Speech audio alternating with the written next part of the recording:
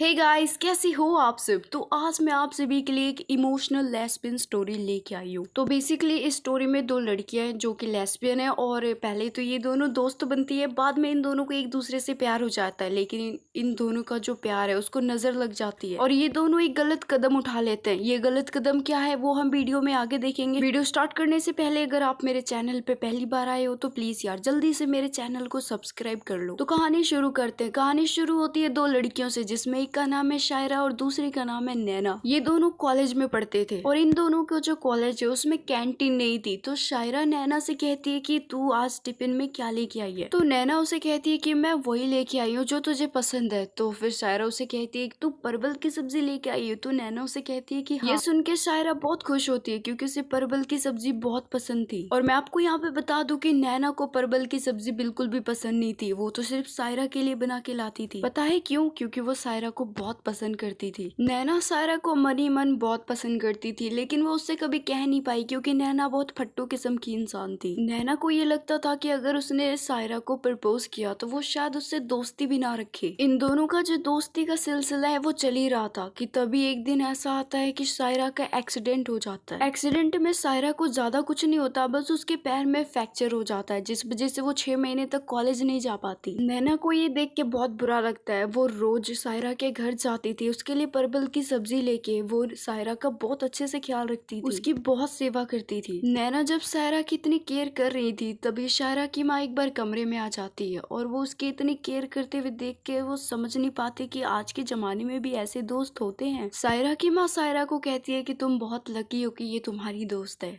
फिर नैना जब कॉलेज जाती है तो वो शायरा का भी नोटबुक लिख देती है, उसके लिए भी नोट्स बना देती है ताकि जब एग्जाम आए तो शायरा इजीली एग्जाम में पढ़ सके। नैना को इतना केयर करता देख अब शायरा भी नैना को बहुत पसंद करने लगी थी, लेकिन वो अभी नैना को नहीं बोलना चाहती थी कुछ भी। शायरा के मन में अभी बहुत सवाल थे। वो सोचती है कि क्या पता नैना स्ट्रेट हो, वो लेस्बियन ना हो, पर फिर भी शायरा बहुत हिम्मत जुटाती है और वो सोचती है कि अगर आज नैना मेरे घर आई तो मैं उससे आज प्रपोज कर ही दूंगी। फिर नैना जब शायरा के घर आती है तो शायरा नैना को कहती है कि मुझे तुमसे कुछ बात करनी है। तो नैना उसे कहती है हाँ बोलो ना। फिर शायरा थोड़ी सी घबराते हुए और थोड़ी सी शर्माते हुए वो नैना को प्रपोज कर देती है, उसे एक गुलाब थमा देती है और उसे कहती है कि आई रियली लव यू। ये सुन के नैना को समझ नहीं आता कि अब वो खुश होए या बैठ के रोए। फिर वो शायरा को गले लगा लेती है और गले लगा के रोने लगती है। वो रो इसलिए रही थी क्योंकि जो उसका सपना था वो अब हकीकत बन चुका था। वो जिससे प्यार करती थी वो उसे मिल चुकी थी और अब 6 महीने भी बीत चुके थे और शायरा अब कॉलेज जाने लगी थी। कॉलेज में जब सारे बच्चे बाहर घूम रहे होते हैं तभी नैना और शायरा क्लास में बैठी होती है और एक दूसरे को लिप किस कर लेती है। वो दोनों बहुत रोमांटिक थे और एक दूसरे के प्यार में मदहोश थे। वो इतने मदहोश थे कि वो भूल चुके थे कि वो कॉलेज में है और उन दोनों को किस करता हो देख उस कॉलेज का एक लड़का देख लेता है और वो जाके आग की तरह इस बात को हर जगह फैला देता है। और हद तो तब हो जाती है जब इन दोनों की प्रेम कहानी प्रिंसिपल ऑफिस में भी चली जाती है और प्रिंसिपल मैम को भी पता चल जाता है। फिर उन दोनों के पेरेंट्स को प्रिंसिपल मैम कॉल करती है और कॉलेज बुलाती है। जब वो उन दोनों के पेरेंट्स कॉलेज आते हैं तो प्रिंसिपल मैम उन्हें सारी बातें बताती है। प्रिंसिपल मैम ने उन दोनों को सस्पेंड कर दिया था। वो कहती है कि ये दोनों अगर क्लास में रहेंगी तो इन दोनों को देख के और भी बच्चे बिगड़ जाएंगे। फिर वो दोनों जब घर जाते हैं तो उन दोनों के पेरेंट्स नैना और शायरा को बहुत मारते हैं और वो कहते हैं कि यही दिन देखने के लिए तुम्हें कॉलेज भेजा था। फिर शायरा की माँ शायरा को मारती है और उससे कहती है कि मुझे तो उस लड़की पे पहले ही शक था कि जब वो तुम्हारी केयर करती थी ना,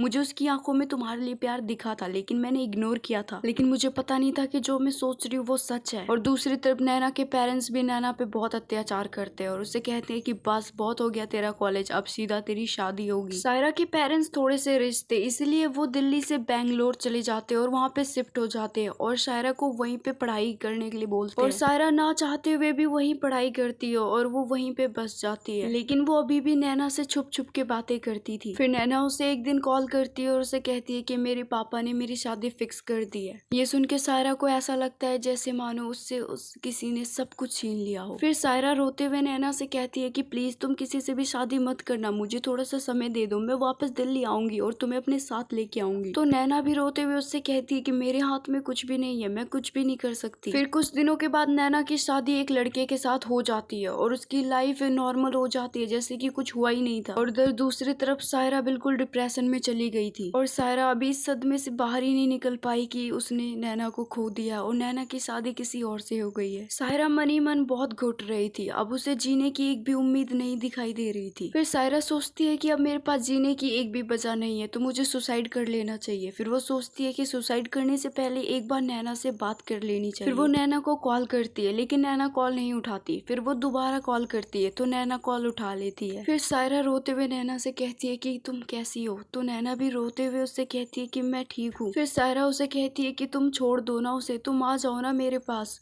तो नैना उसे कहती है कि अब मैं तुम्हारे पास नहीं आ सकती क्योंकि अब मेरे पास एक जिम्मेदारी है और अब मैं माँ बनने वाली हूँ। नैना प्रेग्नेंट है ये सुन के सायरा कॉल कट कर देती है और वो अपने फोन को दूर फेंक देती है और जोर जोर से बच्चों की तरह रोने लगती है। और अब सायरा को कुछ भी समझ नहीं आता। फिर वो तभी इधर उधर देखती है और वो देखती है कि सामने फिनाइल की बोतल पड़ी हुई है और वो ज्यादा कुछ नहीं सोचती। वो फिनाइल की बोतल उठाती है, ढक्कन खोलती है और वो पूरा बोतल पी जाती है और देखते ही देखते सायरा की डेथ हो जाती है। और ये स्टोरी यहीं पे दी एंड हो जाती है। Thanks for watching guys. Video पसंद आई तो वीडियो को लाइक करना, चैनल पे नए हो तो प्लीज यार जल्दी से मेरे चैनल को सब्सक्राइब कर लो। मैं इस चैनल पे ऐसे ही लेस्बियन स्टोरी एक्सप्लेन करते रहती हूँ।